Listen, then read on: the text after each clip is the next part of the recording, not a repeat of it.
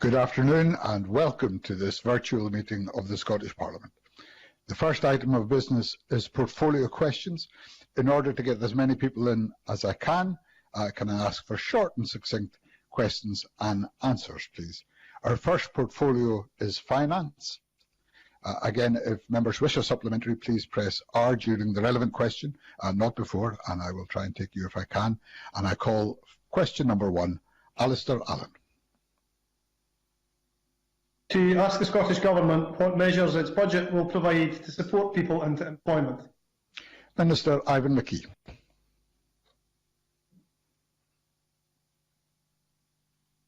The Scottish Government pledged to support individuals into work by providing £1.1 billion to drive forward our national mission for jobs and equip our future workforce with the skills they need, including an additional £125 million of investment targeted at employment and skill support, including No One Left Behind, Fair Start Scotland, the National Transition Training Fund and Young Persons Guarantee, alongside £230.9 million for Skills Development Scotland.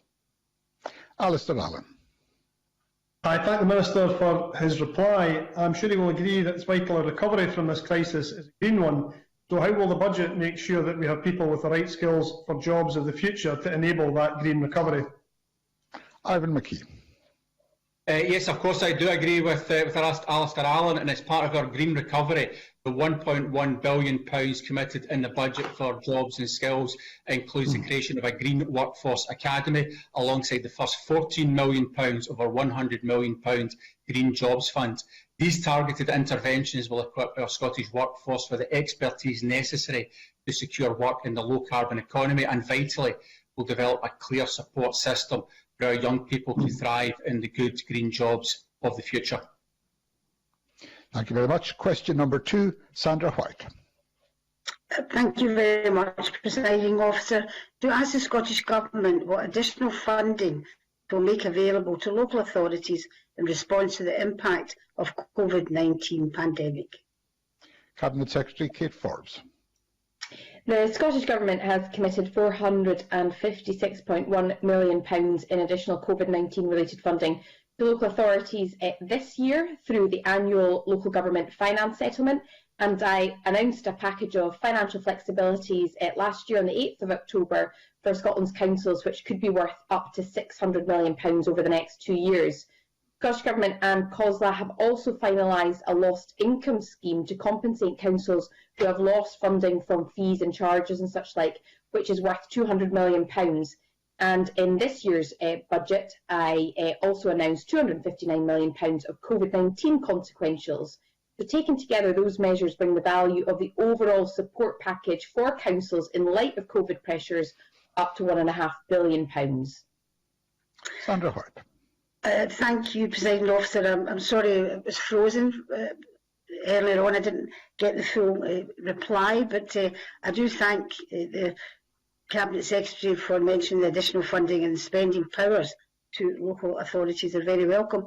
But can the Cabinet Secretary provide an update as to the value of the overall COVID-19 support packages which is available to councils, and specifically Glasgow City Council?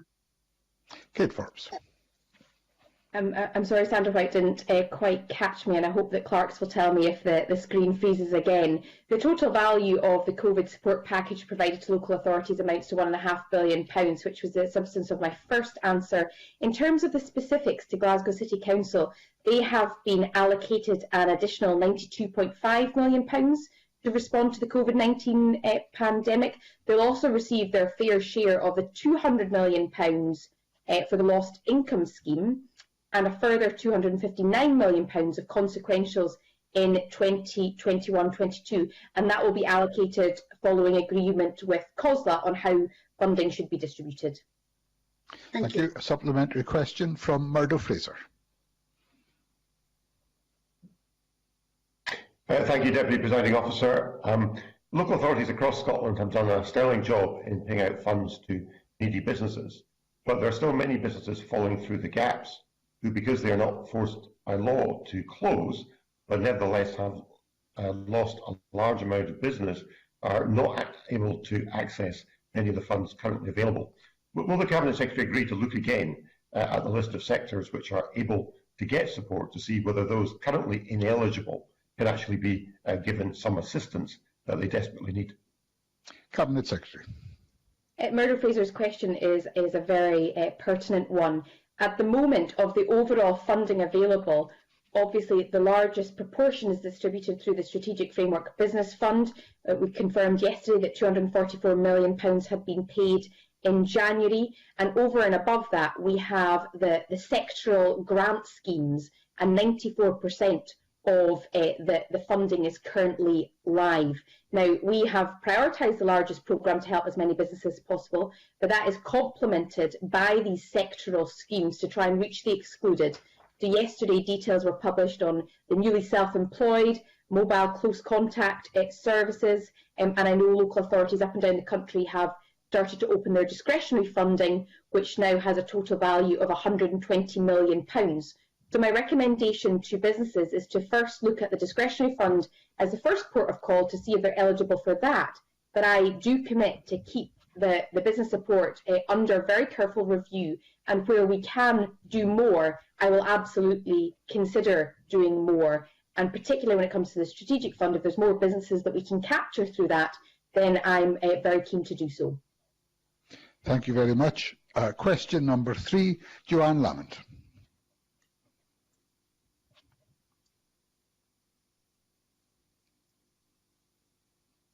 Thank you. Apologies, Deputy Presiding Officer. I'm not sure if you can hear me.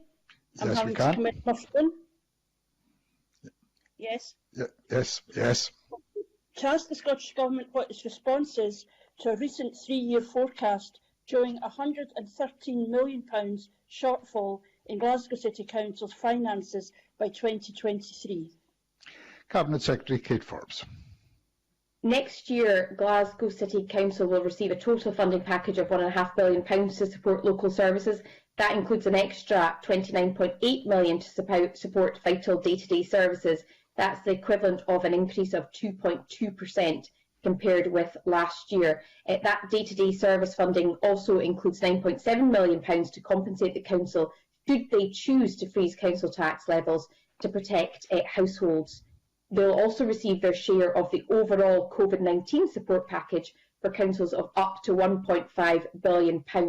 In short, I recognise the challenges facing councils right now, and we will do all within our powers to ensure that we provide adequate funding as well as flexibilities to help them deal with that. Joanne Lamont. Thank you. I think Glasgow deserves a bit better than a financial response that relies on spin rather than dealing with what's happening in the real world. The city faces huge cuts this year, which will directly affect local services on top of years of cuts imposed by the Scottish Government and the finance sector, and the audacity to talk about increases in budgets. It's hard to calculate the massive impact of COVID on families and communities, but we do know it is amplifying and increasing the inequality that already exists in Glasgow. How on earth does the Cabinet Secretary, in all seriousness, think that Glasgow City Council can address the needs of the city without the finance to do so? And when will she provide a fair settlement for Glasgow, rather than continuing an approach that further disadvantages those who are already severely disadvantaged? Cabinet Secretary. Well, considering that most local authorities, including COSLA, do accept that this is an increase, I don't think it's spin to suggest it's an increase. And if you also, on top of the increase in the core settlement, look at the extra funding, which is not ring-fenced, to deal with COVID pressures, and the extra funding on top of that to deal with lost income, the overall package is a package that recognises the pressures on local authorities due to COVID, as well as the need to continue to deliver day-to-day services. Now, we keep all of this under review. If there's more that I can do within the package of funding that I have, we will absolutely do that. And of course, Labour have a very important role to play during this budget process to negotiate and to deal with the facts at hand. And if they are concerned about the funding that going to local authorities, then I hope that they will engage properly in this budget process. Question number 4, Liz Smith. To ask the Scottish Government what financial support it is putting in place for infrastructure projects in 2021-22. Cabinet Secretary Kate Forbes.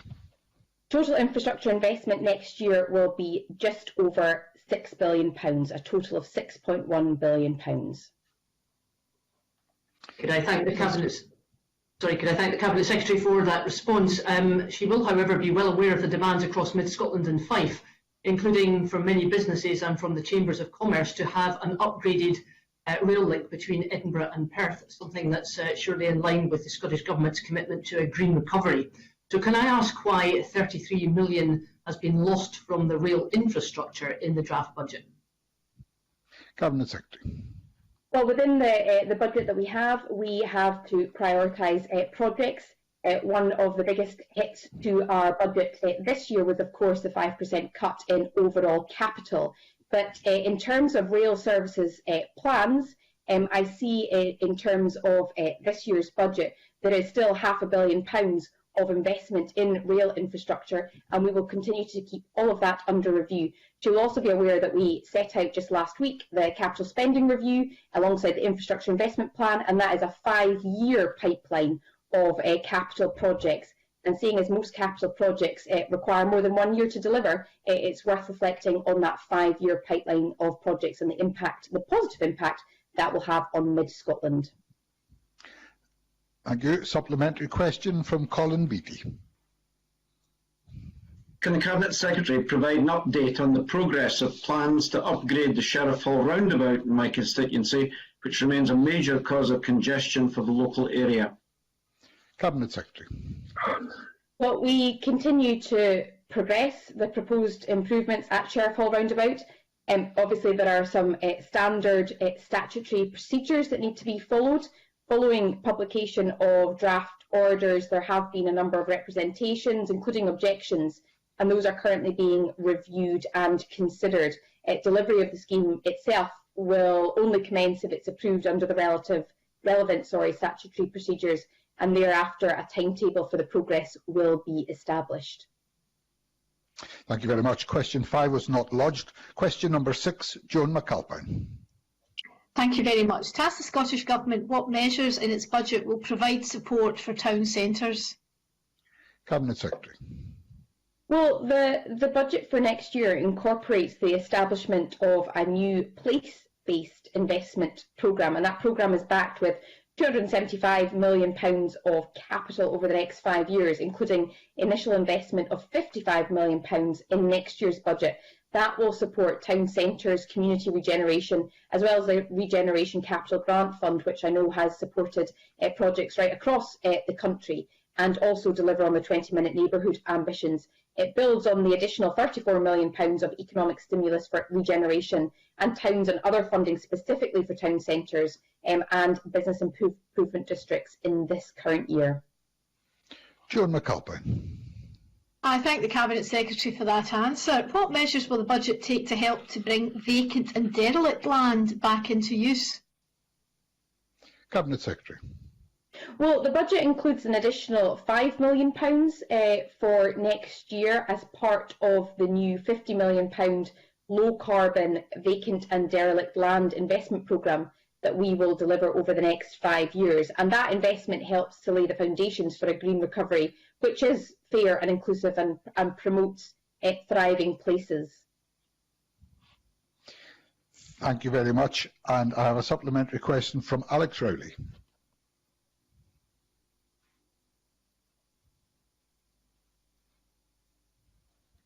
Thank you, Presiding Officer. The town centres were struggling before COVID. Can I ask, has the government done any analysis on the impact of COVID and the shift people now shopping online and what impact that's going to have? And are you going to bring forward a strategic plan that sets out the best way forward for town centres? Cabinet Secretary. Thanks. I think Alex Rowley's question is so important right now, and I don't think that there's one simple answer to that. There are issues there around supporting businesses to digitise. There are issues there around supporting changed behaviours to encourage people to visit town centres, and there's also an issue there around supporting town centres to diversify. He will hopefully be aware of the independent review of the Town Centre Action Plan that was published on the 3rd of February. And all those, including himself, with an interest in the health and vitality of our town centres, should certainly consider that report. That report is going to require action right across a range of fronts, and our commitment is to consider those recommendations and then work collaboratively to take forward our response. And there is funding in the budget to support efforts to revitalise those town centres. Thank you very much. Question number 7, Neil Findlay. To ask the Scottish Government what it anticipates the financial impact will be on the lowest income groups of its proposed council tax freeze. Cabinet Secretary Kate Forbes.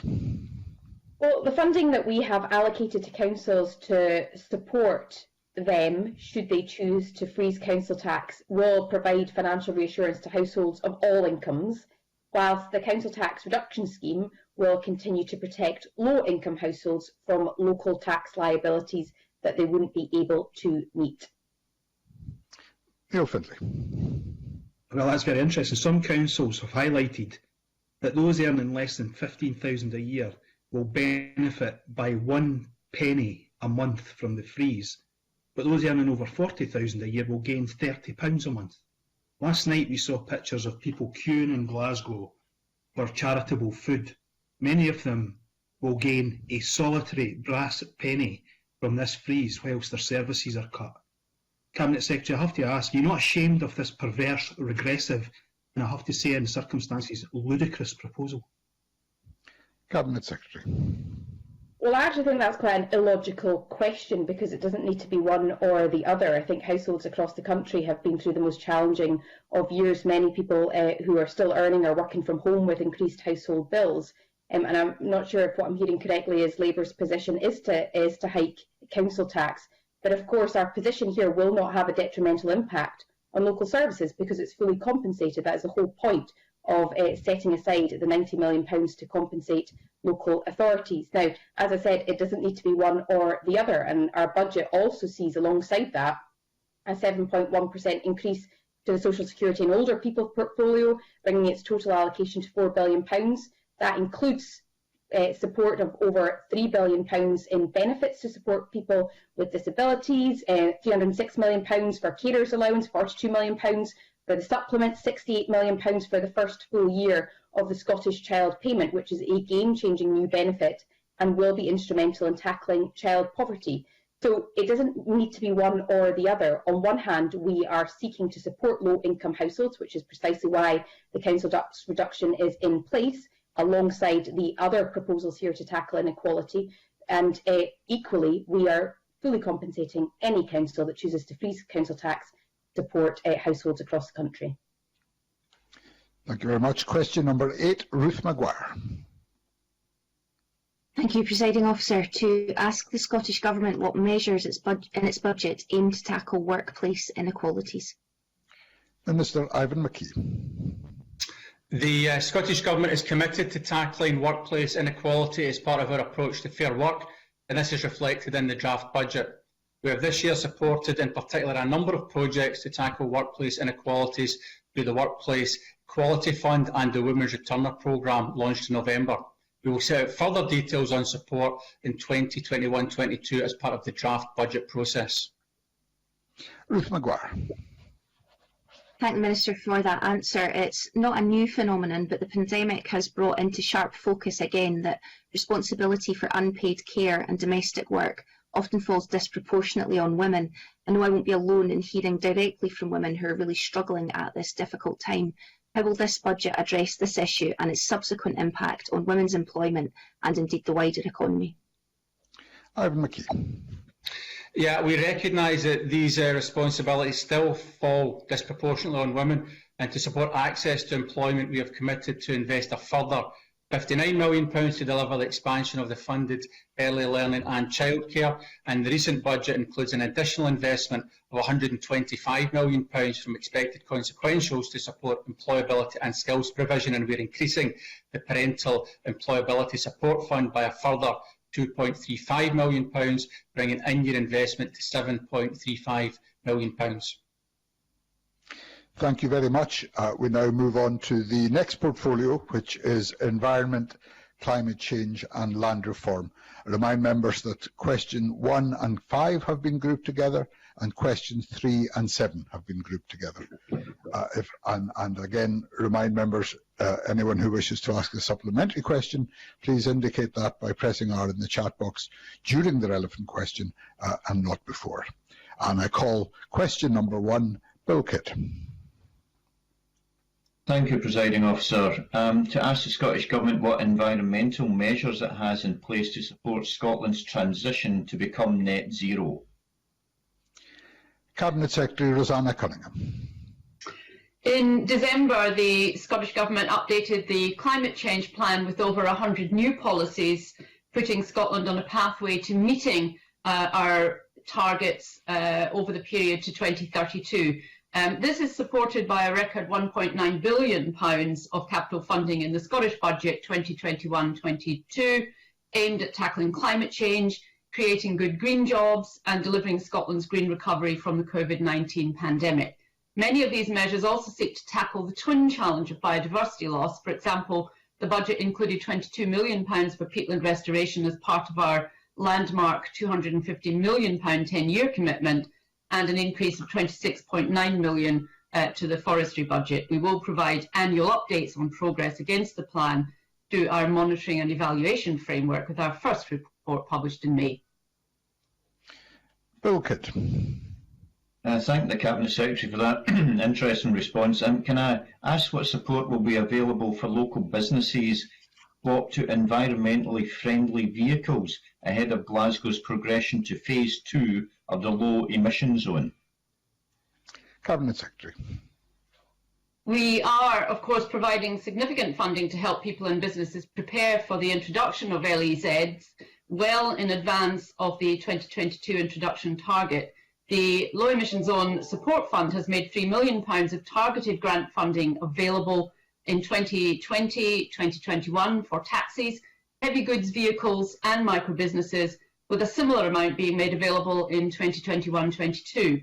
In 2020-2021, we have also provided £9.75 million for the Bus Emission Abatement Retrofit Fund, allowing over 600 buses and coaches to be retrofitted across Scotland.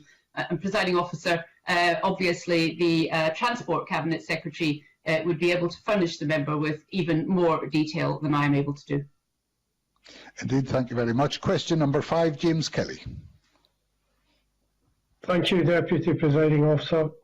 To ask the Scottish Government whether it will provide an update on the action it's taking to meet its carbon emission targets.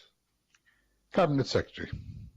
Well, as I've already indicated in the response to question 1, in December we updated the climate change plan with over 100 new policies, putting Scotland on a pathway to meeting its world-leading targets to 2032.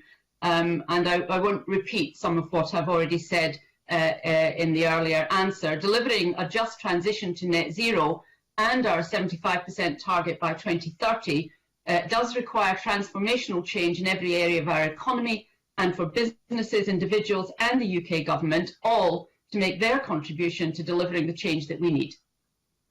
James Kelly.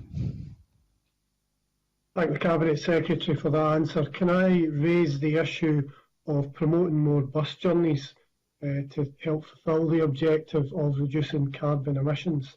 I believe that some of these larger companies, bus companies, are more interested in profit than in serving local communities. So can I ask the Cabinet Secretary what has been done to support community-based campaigns like Get Glasgow Moving, with a view to getting more people to use bus journeys and making bus journeys more accessible, therefore helping to reduce carbon emissions? Cabinet Secretary. Well, I can only speak in very general terms. I'm sure the member is aware that Michael Matheson, the Transport Secretary, would be able to give him a great deal more detail.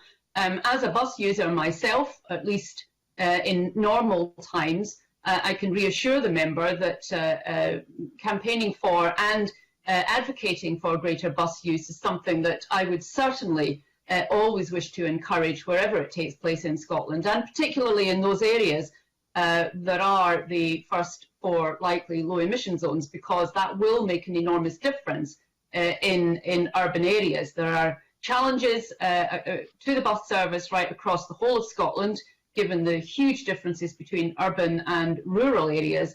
But the bus journeys that people take are each and every one of them making an absolutely positive contribution to reducing our emissions. Supplementary question, Liz Smith. Secretary will be very well aware of the recent evidence that we have taken at the Eclair Committee, during which several witnesses have cited the crucial importance of a holistic approach to net zero transition and the part that the circular economy can play in that. So can I ask the Cabinet Secretary when we can expect to see the flagship circular economy bill which the Scottish Government promised? Rosanna Cunningham.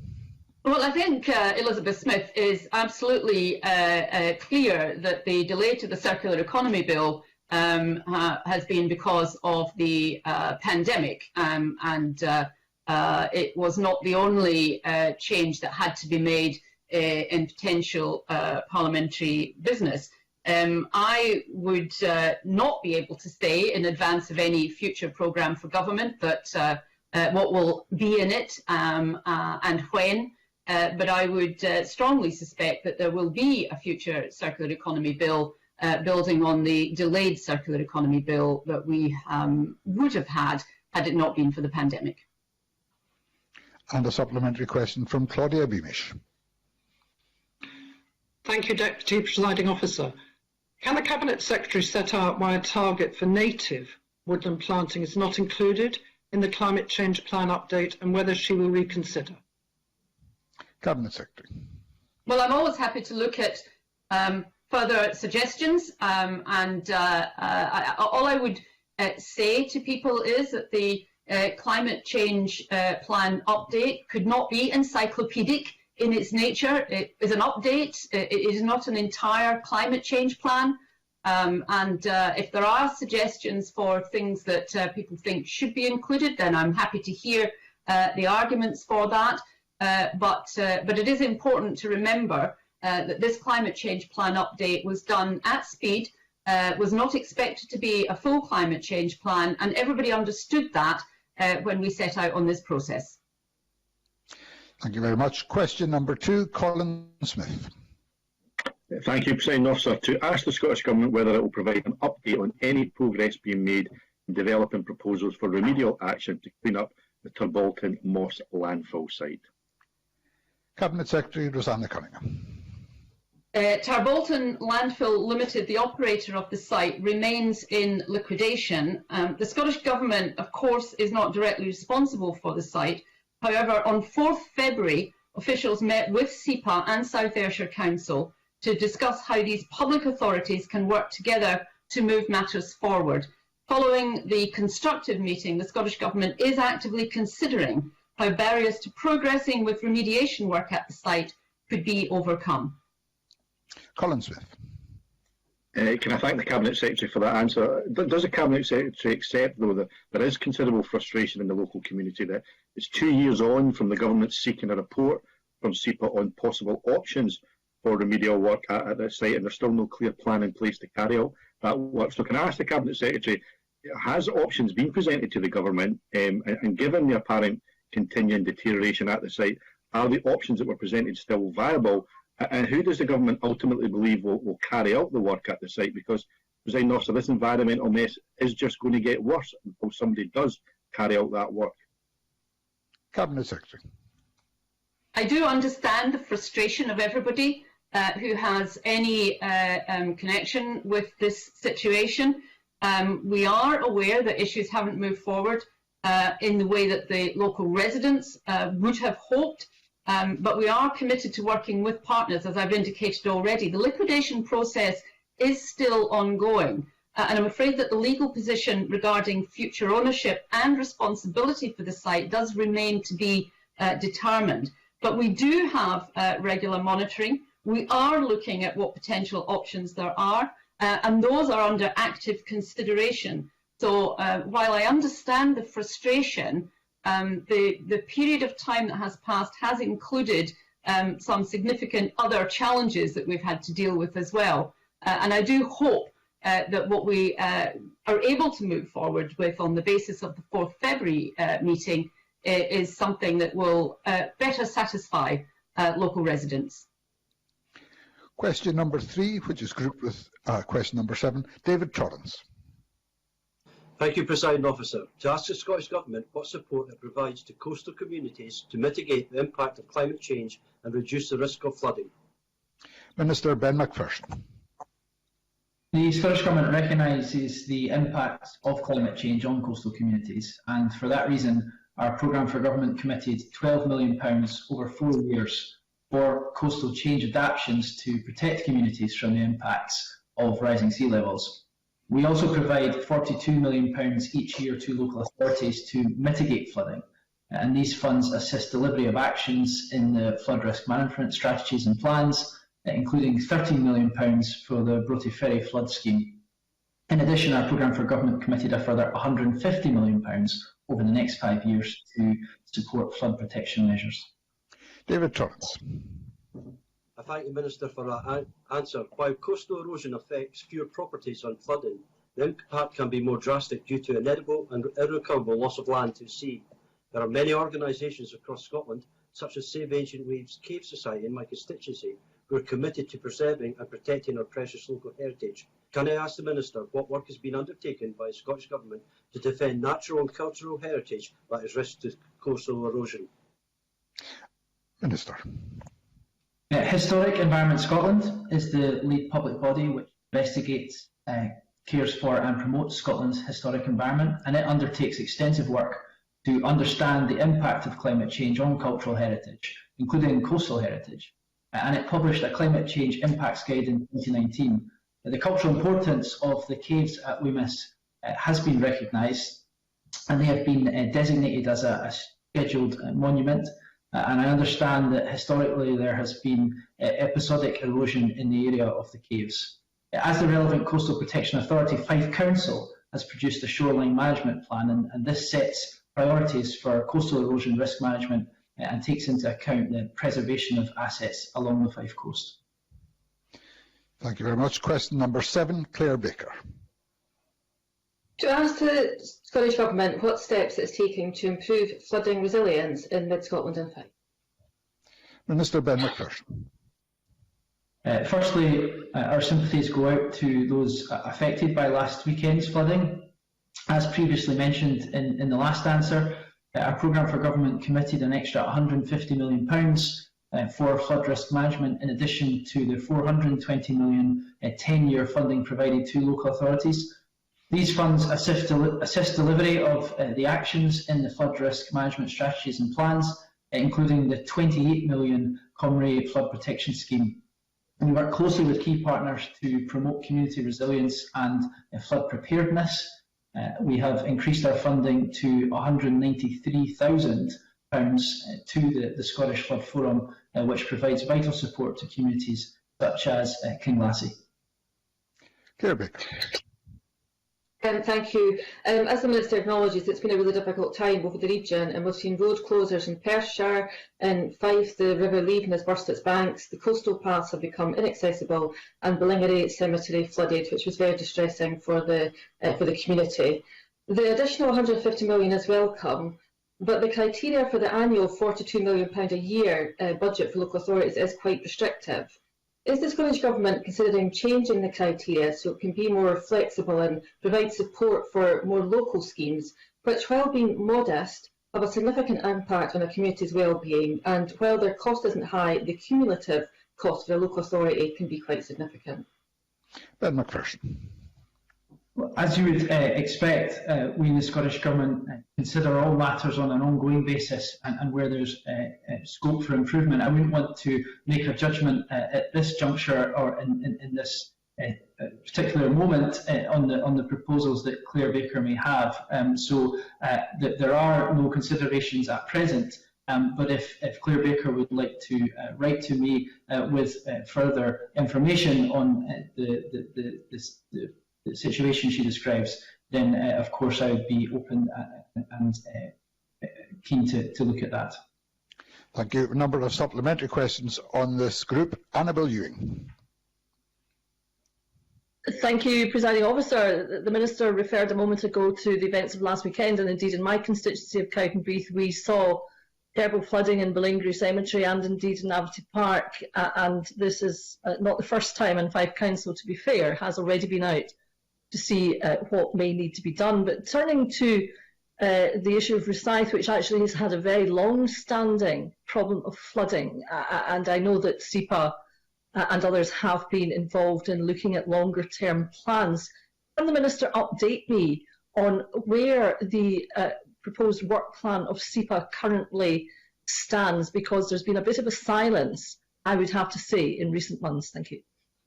Minister. I am, and colleagues are aware of the flooding in Rosyth most recently in August 2020, and again, my sympathies go out to all those affected. As Annabel Ewing referenced, SEPA and local authorities are responsible for publishing flood risk management strategies and plans every 6 years, which set out the actions proposed by each local authority in Scotland. The Fourth Estuary Local Plan covers Rosyth, and the current plan, covering 2016 to 22, seeks to reduce the number of residential properties at risk of surface water flooding in Rosyth. Fife Council and Scottish Water are working together to develop a surface water study to identify the most sustainable mitigation option to achieve this. I expect that as a constituency MP, Ms Ewing is engaged with those two authorities in correspondence on the matter she raises, and if she wishes to also bring such correspondence to my attention, then I would of course welcome that and look at that. Supplementary question, Finlay Carson. On Christmas Eve, the SEPA computer system was hacked, and as well as documents being lost, some key areas of operation were also severely affected. Whilst there's still severe warnings based on forecasts, the Minister will be aware that often localised extreme weather conditions are difficult to forecast. This means that river level warning systems are critical to the protection of our communities, like Newton Stewart and in Dumfries in my constituency. Can the Minister tell me when these systems will be back up and running, and why, after over 6 weeks, communities are still left potentially vulnerable? Minister Ben McPherson. I'm sure the member will appreciate that the cyber attack was a very significant situation, and measures are ongoing in order to deal with the situation and the consequences of it. As the member references, the SEPA flood warnings are an important contribution to building more resilient communities, and SEPA is continuing to develop its flood forecasting and warning service over the next 5 years. I will take the question away from Mr Carson and seek to give an indication to him following these PQs over what sort of timescales may be are in question in terms of getting the full service up to the position that Scotland would expect. But I'm sure he can appreciate also the difficulties and the serious challenge of the cyber attack. And a supplementary question from Willie Rennie. Housing in Fruchie Mill in my constituency was badly flooded back in August and has had 2 near misses since, including last weekend. They are at their wits' end in that housing estate and want action now, which is why I was disappointed with the answer to Claire Baker from the Minister. Institute Office for low-cost schemes like would be involved at Fruchie Mill in Fife. Minister. I do apologise, Deputy Presiding Officer. I did not hear the whole of Mr Rennie's question due to the difficulty in the connection there. However, just on the funding for Fife, in general terms, it is for local authorities to determine in collaboration with other partners, including the Scottish Government, on the allocation of funding. And I would encourage Mr Rooney to engage with the local authority on the distribution of its funding for flood prevention and other flooding measures. Thank you very much. Question number 4, Gillian Martin. To ask the Scottish Government whether it will provide an update on its discussions with the UK Government regarding common frameworks relevant to the environment. Minister Ben McPherson. The Scottish Government has regularly pressed the UK Government on the need for progress on common frameworks relevant to the environment, and most recently at the January meeting of the Four Nations Interministerial Group for Environment, Food and Rural Affairs. The delivery of common frameworks across the four nations, already delayed by the impact of the ongoing pandemic, has been made significantly more challenging by the prolonged uncertainty on the outcome of the UK's negotiations with the EU and the deeply damaging and unnecessary UK Internal Market Act. Gillian Martin.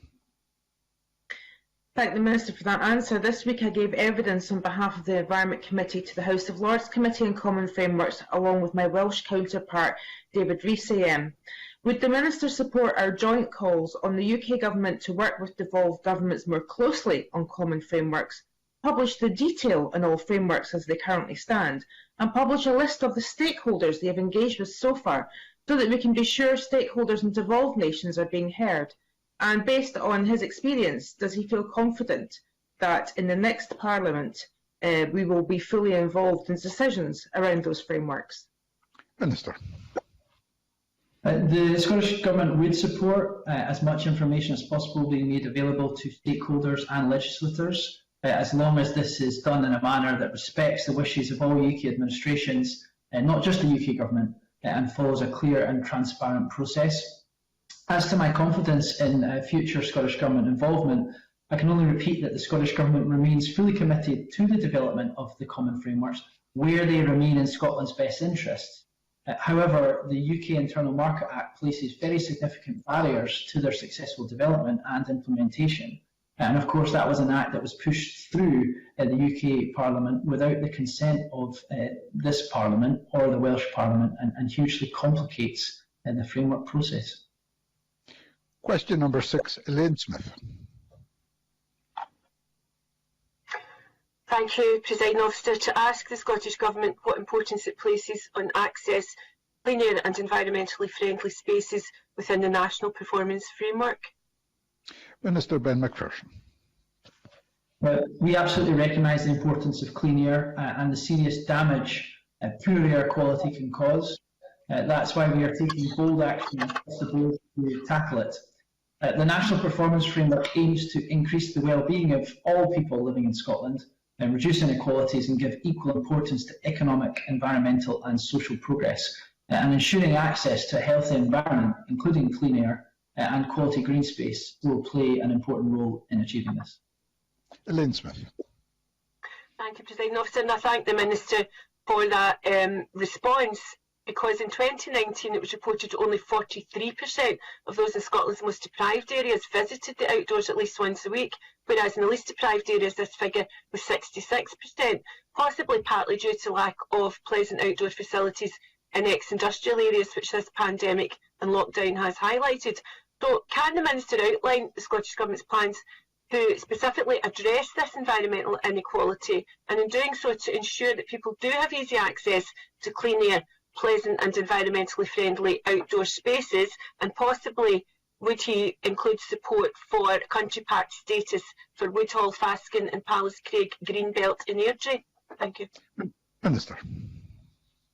Quite a number of points in that question that I would be happy to receive written correspondence as a follow-up. In terms of the general position, of course, the National Performance Framework is a strategy which will strengthen and build on the linkages between air quality and other key government policies and strategies, which absolutely includes the matters of equality that the member refers to, and further progress in embedding placemaking principles across policy areas, which of course includes the community's portfolio as well as our own and others, will deliver benefits for both physical and mental health through creating better urban spaces that are more attractive to spend time in and easier to move around in. And of course, the development of the 20-minute neighbourhoods will be important in that regard as well. So I think the member raises important questions for all of us to consider within the National Performance Framework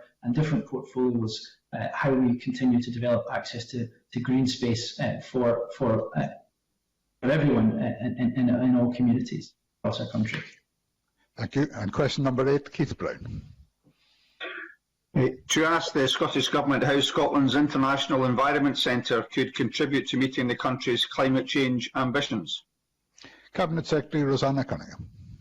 The Scottish Government is of course pleased to commit £17 million of funding towards the creation Scotland's International Environment Centre through the Stirling and Plackmannanshire City Region deal. This centre will provide an integrated approach to cutting-edge research, innovation and skills development to tackle global environmental challenges. It aims to transform the relationship between environmental management and business in order that the protection and enhancement of natural resources becomes a driver of clean, inclusive growth. In the first phase of the programme, the Forth Valley Environmental Resilience Array, part of the International Environment Centre, will create a regional-scale living laboratory to enable business innovation in low-emission, sustainable technologies, products and services. Keith Brown.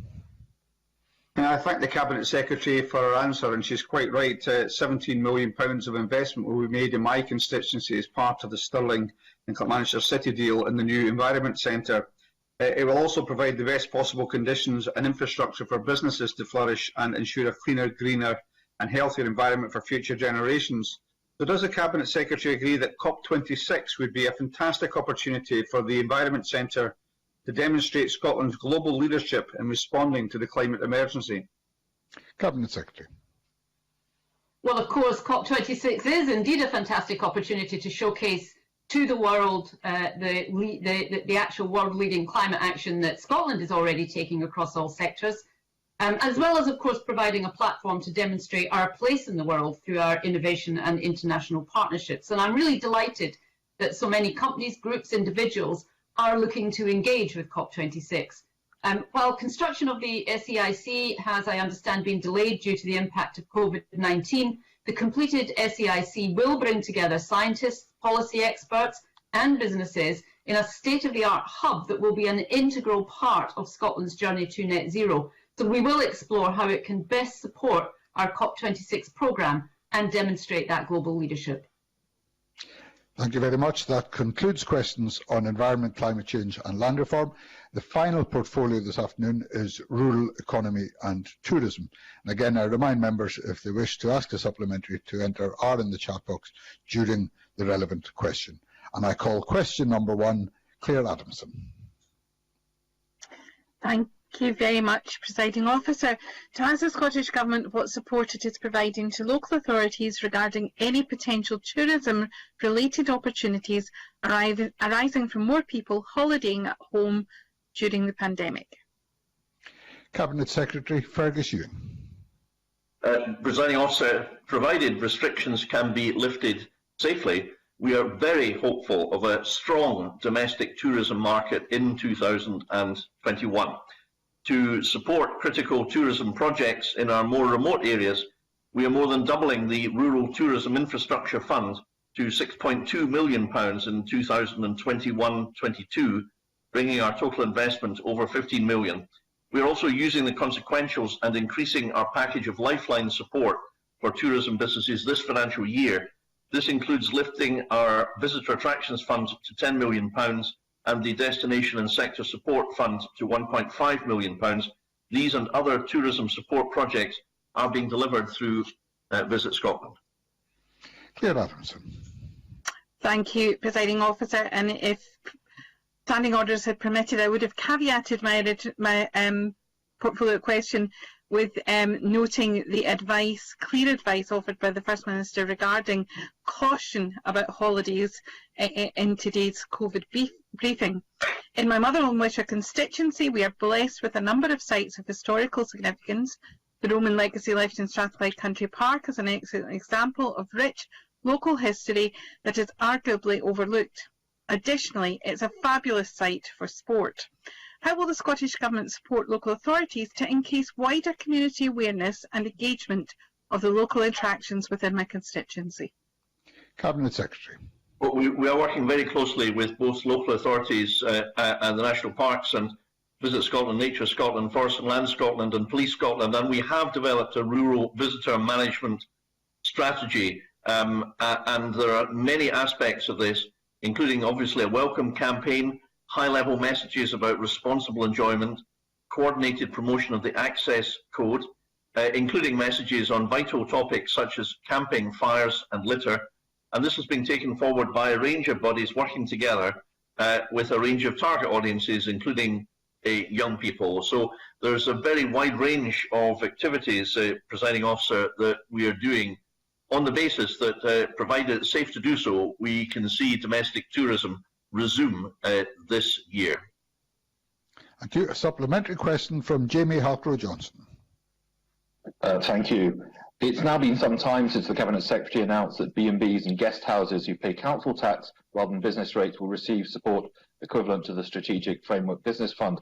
That's welcome, but these businesses are already having significant issues with cash flow and are often in the position of having received only small sums several months ago. Many are concerned that equivalent support has been delayed despite assurances that the scheme will be launched very shortly. So can the Cabinet Secretary clarify for these businesses when the scheme will launch, and just as importantly, when grant funding will be in their bank accounts? Cabinet Secretary.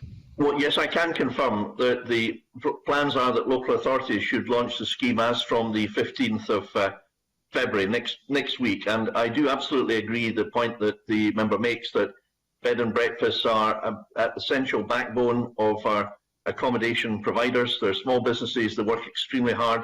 We absolutely appreciate the great offering they provide to their customers, and that's why we are, I think, perhaps introducing a measure to assist bed and breakfasts that don't pay business rates but do pay council tax, a measure I'm not sure has a counterpart elsewhere in the UK. And of course, last year we also devoted, I think, Presiding Officer, from memory, the sum was £3 million for bed and breakfasts that operated that didn't have a business bank account, but were able to demonstrate that there were bona fide businesses operating as such. So this is a key sector. I absolutely appreciate that this support is essential, and I'm delighted that I was able to work with my colleagues to make sure that it will be delivered, and it will be delivered from the 15th of this month next week.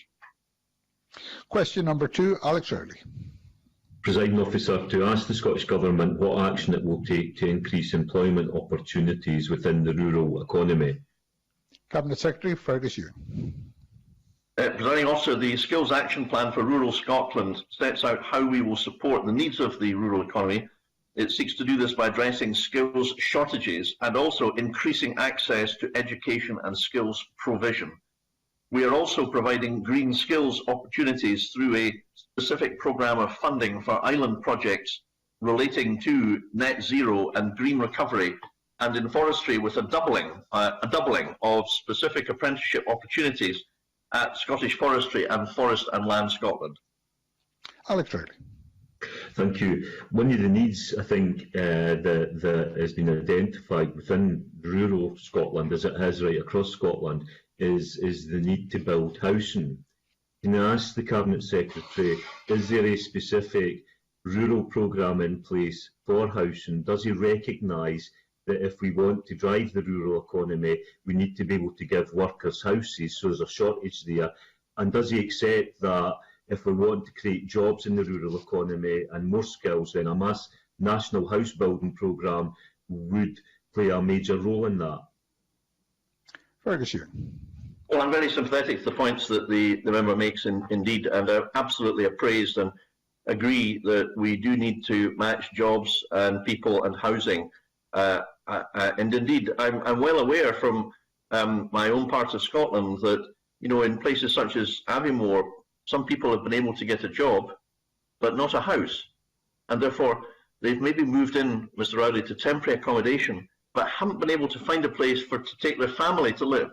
So that's just one example, but I think he makes a very good point. Now, of course, I'm not the Housing Minister, but I know Mr. Stewart works extremely hard to recognise the particular needs of rural Scotland, the additional costs, the shortage, and I very much agree that a flexible approach is going to be essential, especially as there will be more opportunities in rural Scotland created by the green economy to tackle climate change, and more workforce, more people, better access to broadband with the R100, the biggest single investment in the UK in providing access to rural people for super fast broadband.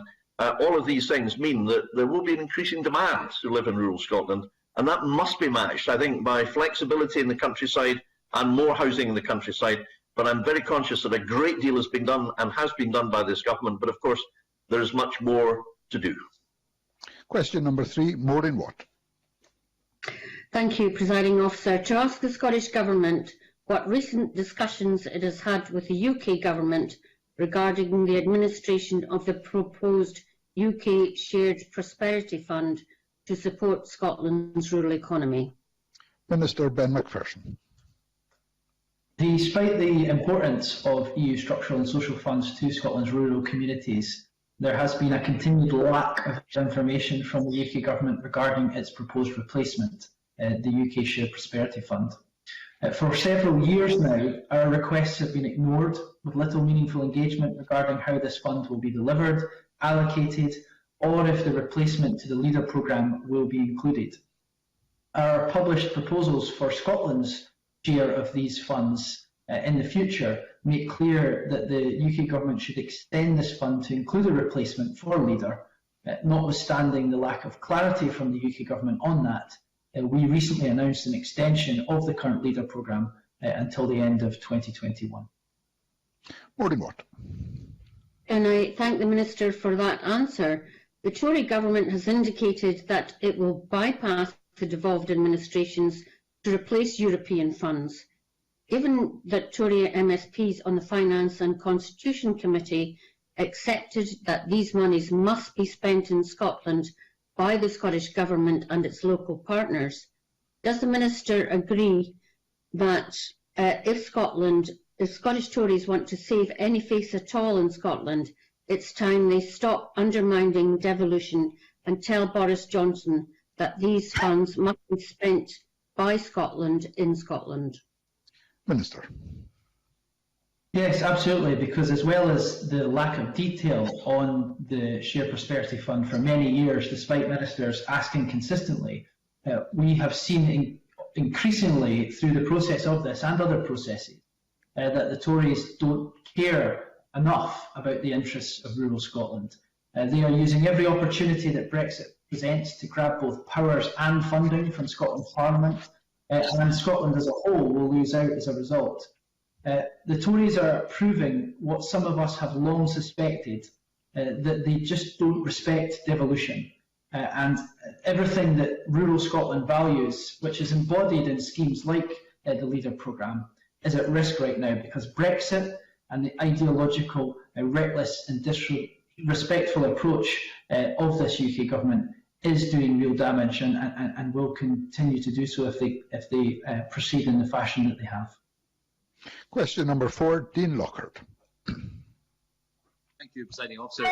To ask the Scottish Government what measures are planned ahead of the peak visitor season to avoid disruption similar to that experienced in 2020 because of the COVID-19 pandemic. Cabinet Secretary Fergus Ewing. Presiding Officer, our Rural Tourism Infrastructure Fund is already supporting 45 projects and 26 design grants across Scotland, investing in facilities such as car parks, a waste disposal and toilet provision. We recognise the tangible benefits of this fund and have more than doubled it to 6.2 million in 2022. Last year I convened a group of public bodies to consider how we might collectively tackle visitor behaviour, and a visitor management strategy for the 21 season is in the final stages of drafting and will be published in the coming weeks. It will cover coordinated messaging and collaborative management at key hotspots, and our public bodies are working closely with Police Scotland on how they will tackle visitor behaviour in the coming season. Dean Lockhart. I thank the Cabinet Secretary for that response. Last year saw unprecedented pressures on our countryside and rural communities due to the high volume of visitors during peak holiday periods, including in many areas of rural Stirlingshire, an area I represent. In addition to the measures just outlined by the Cabinet Secretary, can he please provide an update on what progress is being made towards the development of a holistic national visitor management strategy, a strategy to deliver a coordinated and well-resourced approach taken across the country to ensure those responsible for managing our countryside locations have the capacity and the resource necessary during peak seasons? Cabinet Secretary. Well, I'll repeat what I said in the original answer, which is the visitor management strategy for this season is in the final stages of drafting and will be published in the coming weeks. I do absolutely accept that there were huge pressures last year and if, as I hope we are able safely to resume the domestic tourism market, that we will be able to address these problems more effectively. And that's why we've been working extremely hard with local authorities, national parks, Nature Scotland, Visit Scotland, the police. There's lots of people that are of necessity and rightly involved, and in particular tackling issues such as pressures caused by camping, by so-called dirty camping, by toilet provision, by the waste disposal issues and littering, and car parking. And that's why this Tourism Infrastructure Fund, which has helped projects, for example, around the Doon Castle, the Fife Coastal Path, Loch Leven Heritage Trail in Perth and Kinross. We're working very hard with local authorities on practical projects that are designed to alleviate these pressures in some of our key hotspots. So it's an absolute priority, and I am looking forward to publishing the visitor management strategy very soon. Supplementary question, Keith Brown. Thank you, Presiding Officer. In addition to what appears to be the most comprehensive set of measures from any government in these islands and mentioned by the Cabinet Secretary, can he say what plans the Scottish Government and Visit Scotland have to encourage those seeking to holiday locally this year and ensure that attractions across Scotland can benefit from what we all hope will be an increase in domestic tourism? Fergus Ewan. Yes, Visit Scotland are, of course, working hard to provide a boost to the domestic market. Now, of course, Presiding Officer, now is not the time to proceed with such marketing strategy. Safety first at the moment, caution is the watchword. But I do hope that sooner rather than later we will see resumption of access to countryside. And Visit Scotland and myself are working extremely hard in order to promote the enormous benefits of holidaying in Scotland, as I and my family have done for a great many years. And seeing more of the country, something that I've heard many people during lockdown talk about with fondness and with pleasant anticipation. Thank you. Question number 5, Rachel Hamilton. To ask the Scottish Government what research it is funding to drive efficiencies in agriculture. Minister Ben McPherson. We fund a range of research, particularly through our own strategic research programme. The research plan for the coming year includes crucial work on vaccines and treatments for animal diseases, which can cost farmers millions of pounds in lost revenue. We also fund research on crop development, which supports the arable sector, as well as improvements to soft fruit stock for the horticulture sector and livestock breeding improvements. Details are available online on the Stefari Gateway website. Rachel Hamilton. I thank the Minister for that answer. Presiding Officer, despite the Minister's ridiculous comments earlier, I want to set the record straight. The Scottish Conservatives care deeply about rural Scotland, and we are concerned that further to last year's budget committing 40 million to an agricultural transformation programme, only 21.5 million of that fund was committed before this year's budget announcement. Why was the 2021 Agricultural Transformation Programme Fund underspent? Giving farmers are telling me that there was a huge interest and oversubscription to the Sustainable Agricultural Capital Grant Scheme. Minister. The funding that Rachel Hamilton references with regard to research is one that, of course, has been considered as you would expect. I'm not clear on the direct link to the question in regard to the Scottish Government research, but as I emphasised in my first answer, we fund a range of research, particularly through our own strategic research programme, and I articulated in my first answer the really important and effective aspects in which that research is targeted and making a meaningful difference for rural Scotland as a whole, and therefore for the benefit of Scotland as a whole. Question number 6, Colin Beattie. To ask the Scottish Government what support is being provided to Scotland's food and drink industry in response to exporting issues as a result of Brexit. Cabinet Secretary Fergus Ewan. Presiding Officer, the Scottish Government chairs the weekly Food Sector Resilience Group with membership from industry leaders across the sector in order to take quick and decisive action where necessary The seafood sector has been particularly hard hit, and therefore on Friday I launched the £6.45 million Seafood Producers Resilience Fund to support businesses that have lost all or part of their relevant market due to the COVID-19 pandemic and also EU exit. We have also provided funding to Seafood Scotland to allow recruitment of 3 Brexit advisors to work with businesses struggling to adapt to the new requirements arising from the UK leaving the single market. Colin Beattie. The ongoing financial chaos of the Tory Brexit has left Scottish fishermen and coastal communities high and dry. The UK government announced support that the industry considers derisory. Can the Cabinet Secretary tell us what support the Scottish Government has put in place to help people meet their day-to-day costs, and will the Scottish Government continue to argue for a better deal for our vital seafood sector? Cabinet Secretary. Yes, we will, of course, continue to fight for the sector. I do that day in daily, and with the UK government. The saddest thing about the failure of the UK government to recognise the plight of, for example, inshore fishermen who have essentially had no income for some time now because of the huge difficulties caused by Brexit, is that the families depend upon these exports to get food on the table and roofs over their heads. And we're starting to hear from local fisheries associations that people are telling them, I've nothing left, I can't feed the family, I can't pay the rent. That's why we've stepped in pretty quickly in order to set up this fund. It's to alleviate hardship, and I am very pleased that we're able to do so, and we're working hard to get that money out to the door where it's required as quickly as possible. Supplementary question, Gil Patterson. Many thanks, Presiding Officer. The trade dispute between the UK and the USA is having a very bad and adverse impact on the Scotch whisky industry, who had absolutely nothing to do with the cause of the dispute. I have a distillery in my constituency and some others a few miles away where my constituents work. Can the Scottish Government explain to the UK Government that this mess needs sorted out and that they should be much more proactive and get this job done? Cabinet Secretary. Yes, I do, and I think I'm familiar with the Glengoyne distillery, marvellous fine Scotch whisky. These tariffs have been in place over a year now.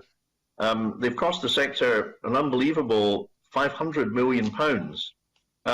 My colleagues and I have taken every opportunity to press the UK to resolve the situation and bring it to an end, most recently in a call last week between my colleague Ivan McKee and the UK Trade Minister.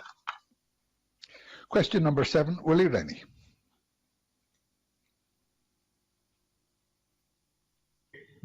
To ask the Scottish Government whether it will review the financial support available to self-catering establishments, bed and breakfasts and guest houses. Cabinet Secretary Fergus Hume. Also, all self-catering B&Bs and guest house businesses eligible at level 4 for NDR can apply for grants of £2,000 or £3,000 depending upon the rateable value, and that's for every 4 weeks from the Strategic Framework Business Fund.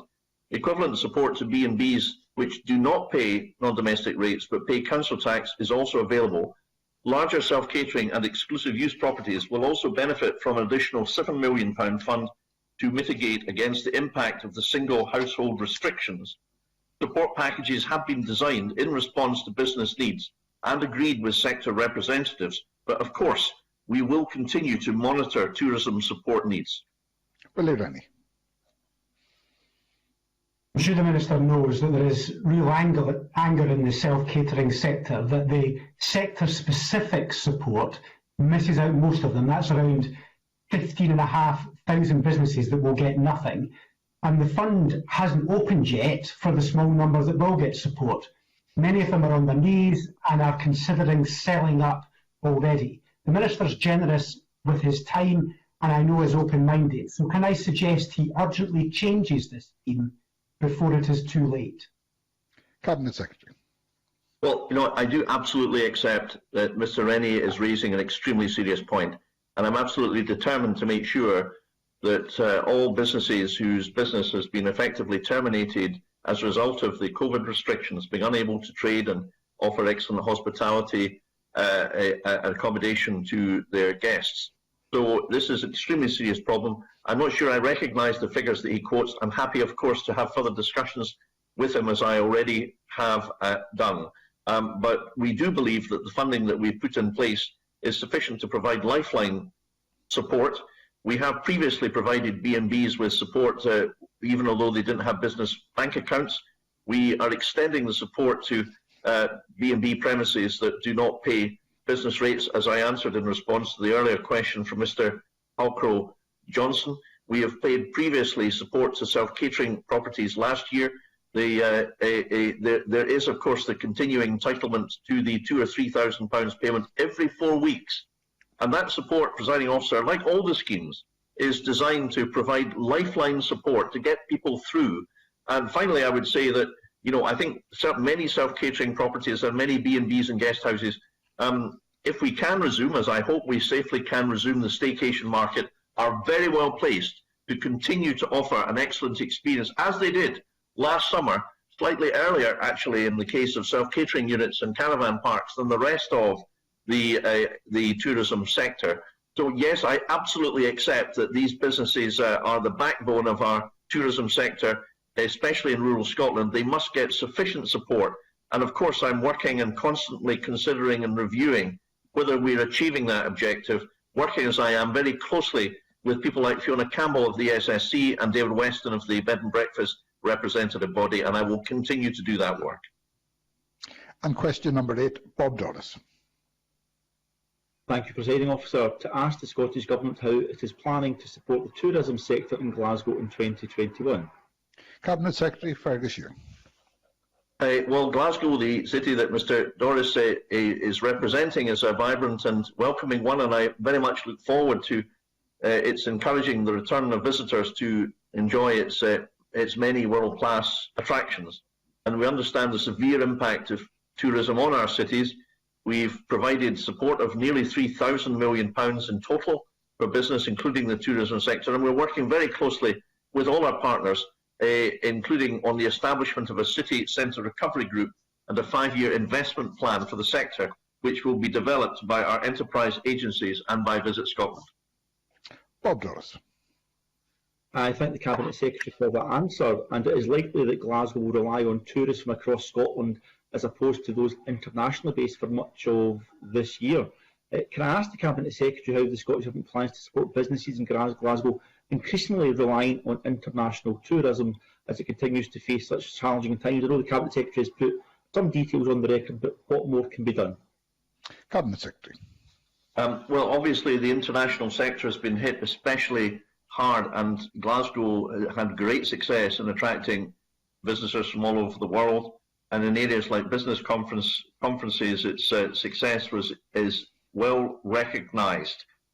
So we are, of course, working hard with Visit Scotland in order to pave the way for the recovery of the international market. We're also providing support for many of the key players. For example, tour operators, who are the people who, if you like, put the people in the aeroplanes that come to Scotland. We are also investing to support some of the hotels in the Hotel Recovery Programme, which is aiming to support up to 3,000 jobs in the hotel sector. And through the Pivotal Enterprise Resilience Fund, we awarded over £8.9 million to hotels and other accommodation last year. So I just mentioned some of the elements here. Of course, we do hope that here and worldwide, the efficacy of the vaccination programme will allow us to beat this virus. And thereafter, when we've done that, and when we can have a system of international reciprocal recognition of vaccine certification and so on, then I'm very much looking forward to resuming international trade and custom, which is absolutely essential to the overall tourism offering as it is to the Glasgow economy. Thank you very much. That concludes portfolio questions, and I will now hand over to Presiding Officer Ken McIntosh for the next item of business.